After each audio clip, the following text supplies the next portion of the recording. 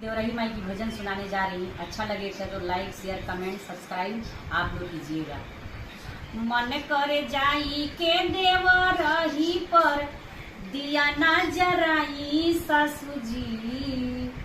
मन करे जाई के देवराही पर दिया ना जराई सासू जी। आ कौने से रावा के करेली सवारी तो हम जानतानी सासू जी। कौने से रावा के करेली सवारी तो हम जानतानी सासू जी। माई की पैरों में शोभेला महावर ललकी चुनरिया लागेला माना भावन। माई की पैरों में शोभेला महावर ललकी चुनरिया लागेला माना भावन।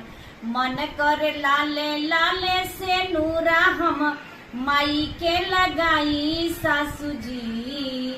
मन कर लाले लाले से नूरा हम माई के लगाई सासू जी। आ कौने से रावा के करेली सवारी तो हम जानतानी सासू जी।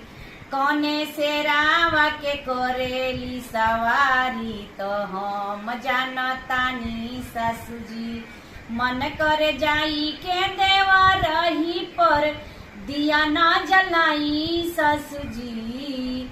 मन कर जाई के देवराही पर दिया ना जलाई सासू जी।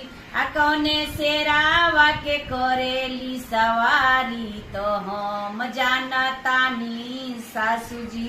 एक बार बोलिए सच्चे दरबार की